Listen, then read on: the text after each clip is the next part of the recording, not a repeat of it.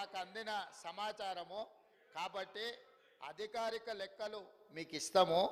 ఎందుకంటే మీరు తప్పులు చేసి ఆ చేసిన తప్పులను ప్రజలు గుర్తించి ప్రజల్ని మిమ్మల్ని శిక్షించినా కూడా మీరు మారడం లేదు. సో ఆ దేవుడు మీకు ఒక మంచి ఆలోచనను కలిగించాలని మేము కోరగలం, ప్రార్థన చేయగలం. ఈ పక్క నుంచి ఇంకా మేము చేయగలిగింది ఏముంది అధ్యక్ష? అందుకే అధ్యక్ష, ఈరోజు మా ప్రభుత్వం తెలంగాణ అభివృద్ధి అంటే తండాలలో గూడాలలో కనీస సౌకర్యాలను ఏర్పాటు చేసినప్పుడే తెలంగాణ రాష్ట్ర అభివృద్ధి జరిగినట్టు అని బలంగా మా ప్రభుత్వం భావిస్తుంది.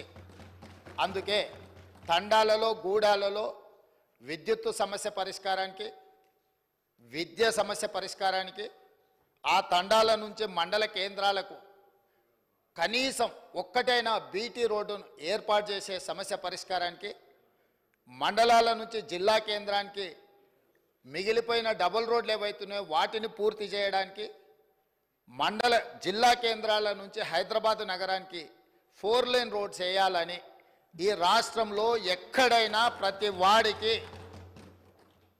ఒక మంచి రవాణా సౌకర్యం ఏర్పాటు చేయడం ద్వారా ఇవాళ పేదవాళ్ళు కష్టపడి వాహనాలు కొనుక్కుంటున్నారు. కానీ సొంత ఊరికి పోవాలంటే రోడ్డు ఉండడం లేదు.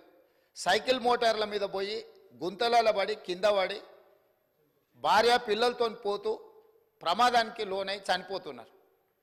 దీనికి కారణం మనం సరైన మౌలిక వసతులు ఏర్పాటు చేయకపోవడం.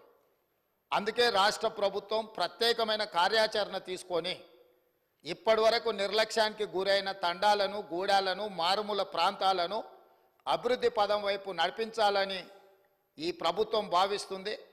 సభ్యుడు వంశీకృష్ణ గారైనా, డాక్టర్ రామచంద్ర నాయక్ గారైనా ప్రస్తావించిన అంశాలతో ప్రభుత్వం పూర్తిగా ఏకీభవిస్తుంది. పూర్తి స్థాయిలో కాంప్రహెన్సివ్ ప్రణాళికను తీసుకొని ఖచ్చితంగా ఈ ప్రభుత్వం ముందుకెళ్తుందని తమరి ద్వారా సభ్యులందరికీ, తెలంగాణ రాష్ట్ర ప్రజలకి ఈ ప్రభుత్వం మాటిస్తున్నది అధ్యక్ష.